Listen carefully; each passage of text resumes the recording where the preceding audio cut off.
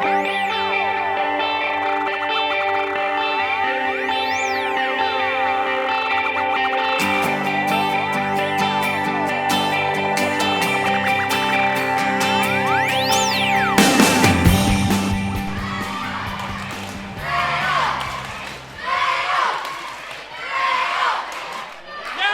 have the ball. We're in the Final Whistle podcast from Killarney, Fitzgerald Stadium.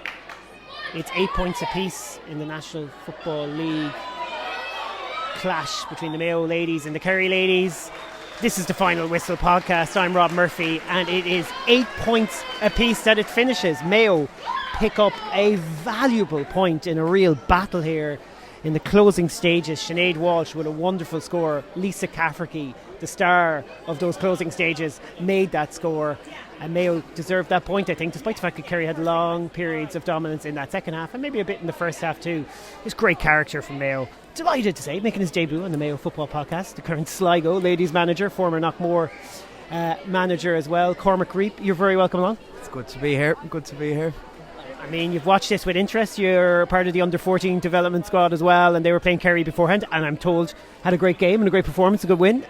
But this is quite the result for Mayo, considering where things were coming in. It was, and I probably don't think there's a lot of people that would have expected Mayo realistically to come down here and get this result. I think looking at it now, it kind of almost feels like a win in a way, because for long periods of the first half, Mayo looked very out of it, and for long periods of the second half I think they went nearly 18-20 minutes without scoring and somehow battled back. So I think it kind of nearly feels like a win at this point more than anything.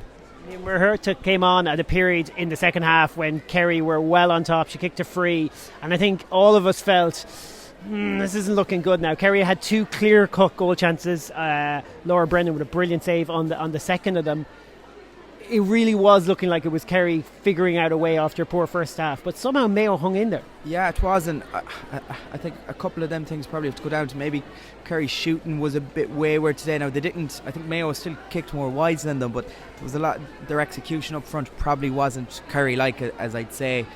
But Mayo hung in there. Again, I think that was the only proper goal chance that Mayo conceded for the day, and Laura Brennan done her job, and I have to say, not 12 months ago, but the last time these two sides met, Lord, and she'd probably say herself, did not probably personally have a good day at All-Ireland semi-final last year, but I thought I'd be inclined to nearly even give her man of the match today and going on her performance. I think maybe a couple of 50-50 kickouts. Other than that, she was absolutely superb, and again made a vital save with was it 5 or 6 minutes to go, and not long after Mayo come up the field and grab the equaliser. You're involved in inter-county management yourself. How big a win do you think this is? Or sorry, big a draw. See what I'm doing? We both think this is a win now, but how big a result is this for Liam McHale? Because it's been a tough start. A brilliant victory over Galway, of course, but they let the Meath lead slip. They let a big lead slip against Dublin. I'd say there was a bit of pressure on this game today. Yeah, and look, I think in every case when a new management comes in too, and you're, maybe as a player you're wondering, different styles of playing and all that kind of stuff. You're thinking, is this going to work? Is this, is what we're doing? Do we actually believe in it? Sometimes you say you do, but you need performances and you need results. And I think this is probably one thing you can kind of see what Liam is doing, as I was saying earlier, maybe with this more kind of a zone of defence and stuff. And I thought at the back, to only concede 8 scores to Kerry today was brilliant. Now I know on the flip side, only to score 8, it's a different point, but you can see what they're starting to do. The players are probably starting to believe in it in a bit more, and there's nothing else more than no more of a sign, I should say, than to come the whole way down to Killarney today against the All-Ireland runners up from last year and dig out a point like this. Okay, this was my first game of the season, so what did I do? Look at the programme from the semi-final I was at last year, and just to see what people have been talking about, the exodus of players. Just 7 Mayo players. Now Kerry were missing a few as well, of course, and they're experimenting a bit, but it's some turnover, and that takes time. Yeah, it is. I think on the Kerry side first, I think they have that luxury where Kerry are at probably more of an advanced stage the last couple of years than us, where they've had a good conveyor belt coming through, and they've nurtured all these players together, and they have some serious options. I think they could nearly maybe change their whole forward line in the second half. But I think on the Mayo side there is a big turnover. Yes, there is a big turnover, but what I would say with that, there is a lot of experience kept on there. There's a lot of experience, but there's a lot of talent coming through as well, and I think that the girls that are there are probably the right girls to point the new girls coming in the right direction. And look, one kind of maybe concern I would have going forward is when I look at kind of Mayo's bench and maybe some of them players that have left, not that I'd be worried about how good the players on the bench is, but in terms of big games, if we pick up a couple of injuries or 2 or 3 girls go down or things aren't going their way, maybe some concern is just how these girls on the bench, how battle hardened are they going to be. So I think that's one thing they probably need to get a look at these girls more. Danielle Caldwell was off before throw in today, so that just kind of added to a sense of, oh my god, how are they going to deal with Kerry? But who played well? Who was key in that defensive performance? You've already talked about Laura Brennan for your player of the game, but like overall, why were Mayo able to get a good few turnovers out of Kerry? We know Kerry's shooting was a problem as well. Yeah, I'd probably go back and I pointed kind of maybe at Fiona McHale maybe a bit, and I was kind of disappointed to see him not stick with the kind of inside Fiona, because I think she's a brilliant kind of target woman inside, but I would probably say she kind of played back as an extra person today around the middle, and her communication, her experience, and I know for one thing coming up against her with Carna Cunn, she does not stop talking, and that's probably maybe one thing telling players where to go, because you had the likes of Alana Fitzpatrick who was playing centre forward with her club. She was kind of coming back as an extra player for the first couple of games here, and kind of in the corner wing back today too. So I think Fiona was probably a key thing with that. I thought around the middle Hannah Reape worked really hard, but I would have to say, you've seen Sinead Calf back today, you realise Mayo are going to need her going forward, and I think even Ailish Ronan to come into that back line is going to help bolster it. She's a huge loss at the minute too, but I'm delighted to see some of even Nicola O'Malley back with the county after a few years. Done absolutely nothing wrong today. I know Kerry got shots off and stuff, but there probably was pressure on them as well. Maybe that's why Kerry were misfiring. But I think as a whole, maybe no huge standout. Even the scores were spread around today up top, which, as I was saying earlier, we need to spread the scores. Again, Lisa Calf scores 2-7 out of the 2-8 against Dublin.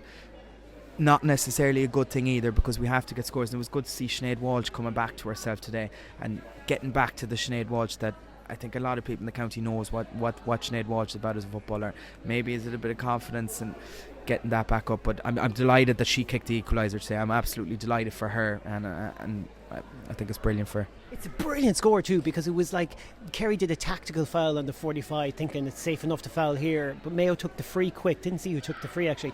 Lisa Cafferty made a super run for her and then found Walsh, and it was kind of like, it was an angle back. I won't say back to goal, but it certainly wasn't dead on, and she kind of kicked it slightly over her left shoulder. It was a really good score. Yeah, I think it was Sinead that pops in, but I'd go. Sorry, I might get mixed up. Yeah. I go back to it. Sinead Walsh actually took on a shot in the first half on her left foot. It was down where I just watched the Mayo subs doing their 45 runs, but below in that corner in the first half, midway through the first half, she took on a shot on her left foot and absolutely ballooned it up in the air. And again, what I would go back to is, in the dying minutes, point down, do you still have the confidence to go and take that shot? And she did. She didn't let that maybe get to her where maybe last year maybe that confidence wasn't there, but she stood up in the end there, had the confidence to kick it, and an absolute super score, because it wasn't a gimme by far. It was still about 30 yards out back to goal, but delighted for her personally. We've got to talk about Maria Cannon, because her free taking was superb. She also popped up with some crucial scores in the first half of play. Yeah, and it's something that's kind of Maria Cannon's free taking the last couple of years. From what I've seen with clubs, kind of come out of nowhere. Because I would have been involved with Maria when I was involved with the Mayo girls 3-4 years ago. And I don't actually remember her being a free taker, but I know, talking to a couple of Burshul people, I don't think she leaves the Burshul pitch. And you can see that she is so accurate with her frees. It doesn't matter on the left, it doesn't matter on the right. I think there was one here she had, it was at a difficult angle on the right, on her wrong side, about 25-30 yards out, and I remember thinking to myself, she's not going to miss that. And that's, look, you have to have an accurate free taker at this level, especially with the way the game has gone, and maybe games a bit more low scoring. If you don't have a good free taker, like you take out Shauna Howley is gone, who probably one of the best free takers in the country on her day. Look what you have to come in here, which is right next to it. I'm about to talk to Liam McHale and let you on your way to Tralee. Both of us want to get down there, get some grub in. But Mayo go off to Cork now, March 2nd. Cork took a beating here at the hands of Kerry. You wouldn't want to be saying one thing leads to the other, because obviously Kerry were in a different zone than they were today, no doubt. But there's a much better vibe going down there now, isn't there? There is, and you imagine these girls going back to college this evening or going home. You know, there's a huge pep in their step, and again, it does feel like a win. I'm kind of just going through my head about the draw. Sometimes you get results where draws are like losses, and this is going to feel like a win. But I think this was actually a better Kerry team than that played that day against Cork, and Kerry were very poor that day. And I think after this, Mayo shouldn't really be fearing anyone. Look, they put it up to Dublin for long periods, have probably learnt, have probably looked at what they're conceding at the back, and today was a huge positive. We only conceded 8 scores compared to that Dublin game, so I think they're going to be able to see these incremental positives, and I don't see any reason they can't go down to Cork being confident, expecting to get a result. I'll finish on this. Liam McHale's having a long chat there with Lisa Cafferty, and in those closing stages, Mayo were trying to hold possession, see if there might be an opportunity for score, but then turned it over. Kerry were pumped. Lisa just cleverly made herself in the way. Referee would have punished her, but for Kerry player coming in, just pushing her to the ground and just not keeping their discipline, as frustrating as it is for Kerry. I do have sympathies in those situations. It's very clever from Lisa, and that's the kind of leadership you need right throughout the team, isn't it? It is, and they're the small things that maybe it's the dark arts of the game or things like that. But I guarantee, and it's not a negative or anything. So one of the younger girls probably wouldn't have maybe done it. Maybe she said something, or maybe a little step on the toe or something. There mightn't have been a lot of contact, but they're the little things that. And Mayo actually won the ball from the throw and could have went and got a score. But that's that little bit of experience that again Lisa brings, and you see Sinead back today was a huge positive. But you need that, and especially with a panel so young, it's great to have leaders like this, and possibly one of the best forwards in the country. You're very proud of your under 14s. They were making great noise here in the stand, the closing stage, chanting Mayo, lifting the whole atmosphere. It was a good day out overall. Yeah, it was. And look, I think these opportunities are great, and we sometimes give off about the GEA. Maybe the Mayo women, this game should have been a double header in Tralee this evening, but I think it's great you even see underage. I've seen a lot of this. I know Dublin underage girls were supposed to come down to play the under 14s a couple of weeks ago too, and it's great to get these young girls, because they absolutely love it. And the noise here, you hear them chanting Mayo in the first half, and with a couple of minutes to go, and look, the girls on the pitch hear that too, and it's lovely for them. It's lovely for them. Well, I'll finish then. You're off in action tomorrow with Sligo. Where you're at home, are you? At home in Eastern Harps at 2 o'clock. So it could be. Who are you playing tomorrow? We're playing the Rossies. We're playing the Rossies. So bit of a rivalry, and it's in Eastern Harps, which is literally I think 2 minutes from Boyle. So it's right on the border as well. But it could be a late night tonight and an early start tomorrow morning. By the time we get home, I just hope the traffic is not too bad coming out of Tralee this evening. Great stuff, Cormac. Thanks a million. All right, Liam, as you finish up your media chat, this is a huge result. I really enjoyed the game today, but a lot of talk coming into this game, all the challenges you have in this role right now, but you just picked off a draw against league leaders. Yeah, delighted, very happy. I said to them at halftime, don't let go of the rope, it's going to be a dogfight, and they were great, they did that. We rode our luck a little bit. I think the 2 goal chances, but even though the goal chances, we were still fighting, we were still trying to get blocks, still making it difficult for them to get those shots off, and we got the crossbar. Laura was phenomenal there near the end, played a lot of good football, so great for us. It's a massive point, probably could have got a shot off at the end maybe to steal it, but I'm really, really happy with the girls. I'm delighted with them. And I like Kerry are a very good football team, big, strong team. They're a very good football team. We're trying to play good football. So you would have thought it would have been a high-scoring game. It didn't turn out that way. It was like that both teams morphed into this defensive sort of a structure without it even being planned. Because Kerry want to go out and play football, and we want to go out and play football and kick the ball, but we were forcing it. They were very strong defensively. And I said to them, even though you don't want to be doing it, you want to play and stretch the defence around with your kick passing. And we worked very hard on that. And you saw signs of that against Dublin and against Meath, but we were just turning the ball over too much because they were playing so tight and getting bodies back, so we had to kind of change it up a little bit. And try and keep possession and look after the ball a little bit and look after our energy levels going down the stretch as well. And we did a very good job of that. Turnovers were hurting us. I think we had about 22, 24 turnovers.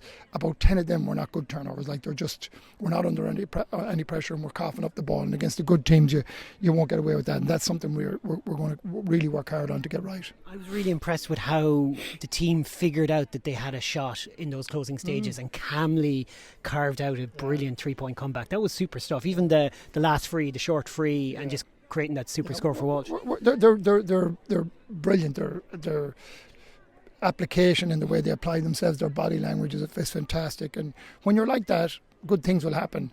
It obviously takes time, but good things will happen. And we're going to play this summer. We'll play good football, and I really do believe we'll be hard to beat come the summertime. Obviously Meath, Kerry, and Dublin are the standard bearers. They're very, very good, very well conditioned, big, strong, physical teams.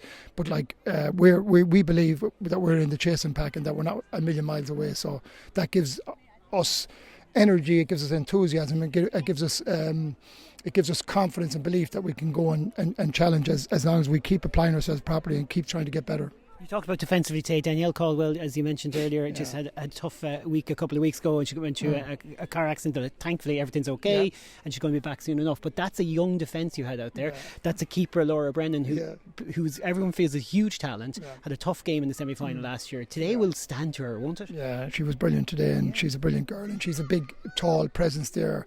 And I loved the way she took her time today, because obviously that rule where if you get caught for seconds on the kick out, it's a free. Okay. So it's a tough one, and that plays on their minds, the keepers, when you're talking to them, that like you don't want to be given a tap over free, especially in a crucial stage like that. But she's learned a lot from last year.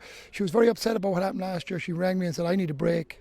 So we gave her a break till after Christmas, and thankfully she's back. She was talking about travelling and stuff like that. So we're really happy that she's there, and Lisa Reid is doing a great job as well, and we're going to get Lisa minutes as well before the league is out as well, hopefully. You said it there, you were able to give minutes to a number of players that you mightn't have been able to give minutes to had you everyone available. That all stands to you for summer as well. Oh yeah, like Fanula and Alana, Jenna, they're all learning a lot, and they're very inquisitive. They ask way more questions than men, so you'll be a lot busier with them. But that's a good sign too, that they want to learn and they want to get better, and they really, really take it seriously. They're doing the 2 gym sessions a week, 3 ball sessions a week, and then they're into the recovery and stuff like that. So it's great. And just to finish, Maria Cannon kicked 5 points today. It's my first real chance to see her in this kind of flight. Everyone's talking about the form she's in. Clear as day, 2 points from play, and a brilliant free taker. How important is that for you in the big game? She scored 110 against Meath, and this juggling act again, we rested her against Dublin then, because was that hard to do for you? It's very difficult, but you got to try and take care of them. And she was like, what? And I said, well, like you've played, I think she had trained 4 times and played 2 games like in 8 days or something, or 9 days, something ridiculous like that. So probably backfired against us, because if we had her on in the first half, we might have been 3 or 4 points further ahead. But like, these are the things you have to do. You have to try and protect these players. Like Danielle had played today, if you let her. It's unbelievable how determined they are to get out on the pitch and play, and that's why you have the medical team in there to try and look after them and take care of them as best you can. So that probably cost us a little bit when you look back at it in hindsight, but she's a good player, and they kind of zoned in on Lisa. I thought today she was being man marked, and then she was being double teamed, Lisa Cafferty and Sinéad then, and Maria were able to step in and get the scores needed to get us the point that I suppose we deserved in the end. We're going to look at it as today as a turning point, because we look at it from the outside. Yeah. Do you think that, or do you think no, things are fine, we're okay? Yeah, I'd say we're okay. I think they're like they're enjoying the way we're. I think they're enjoying the way we approach things, the way we want to play. They're smart ladies, and they understand that we're still missing 3 or 4 very good players, the likes of Sinéad and Erin, who did a great job today, but it's going to take them 3 or 4 more games to be really sharp. So we think we're building nicely. We're a little bit behind condition-wise. Clive is doing a great job on that, and we're way behind it when it comes to experience with the group we have now, but all these big games are going to stand to us, and I think we'll be in good shape come the summer. Looking forward to seeing you more. Fiona McHale, great to catch up with you. That was a brilliant result. We're buzzing. We've been calling it a win by accident in the podcast because it's not that. But, coming into the game, a few people gave you a chance. Yeah, no, like they're top of the league. They won the league last year as well. They've been performing very well, and they've a lot of depth in their squad. You can see it in them all year. They've been changing things up, adding new players in, and they've been looking very strong. So, we've only had one win under our belt after 3 games. So today, it was important for us to get some sort of result, but to get the point is brilliant.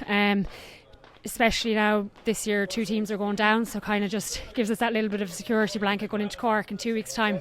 You had a job to do. Myself and Cormac Reape were doing the podcast afterwards, and he was saying Mayo needed Fiona back in the defence, maybe marshalling things, because obviously Danielle's out. Did you feel a responsibility today to kind of run that role?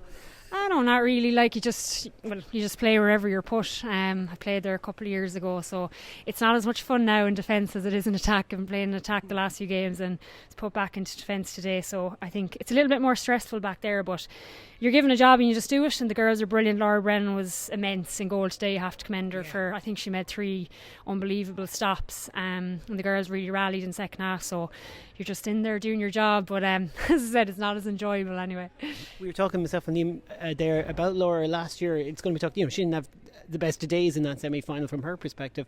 Unbelievable. Probably player of the game today. What does that say about her character? Yeah, brilliant. And I know Lisa Reid has come in there last year for Moy Davitz, and the two of them have worked so well together, and Lisa's played in the first 2 rounds of the league, Laura played in the second 2 rounds of the league, and the way she's performed so far since she's come back in has been brilliant, and we're very proud of her as well.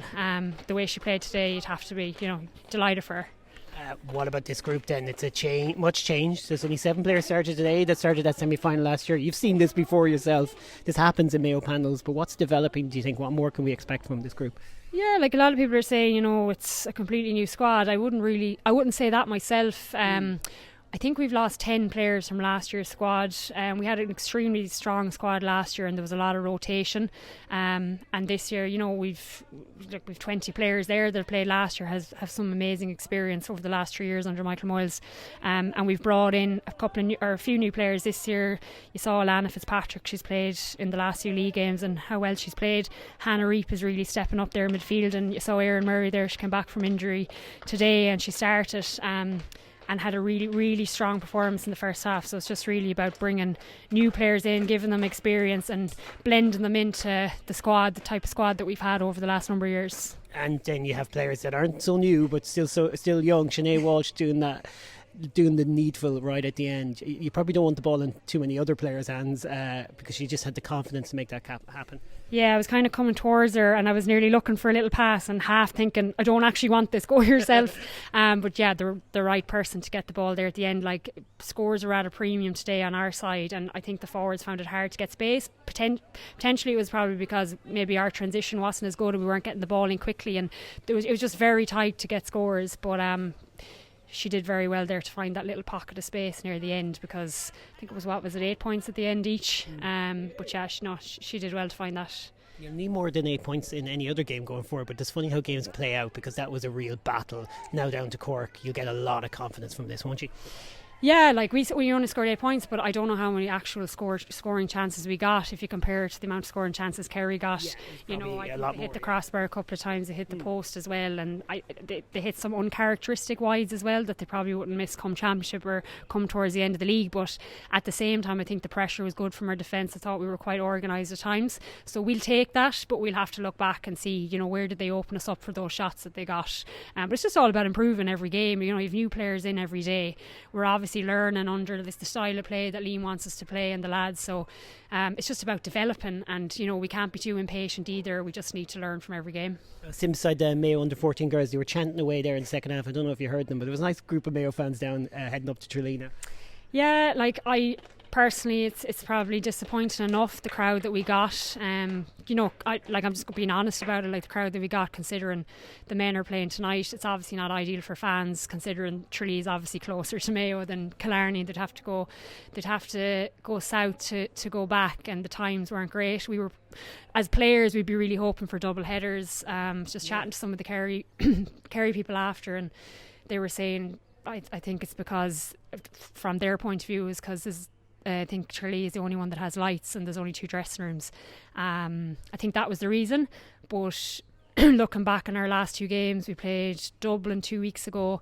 The Mayo men played them. I was at the game actually. Mayo men played Dublin Saturday evening, and then we played the following day in Ballina. Like, do you know the difference in the atmosphere?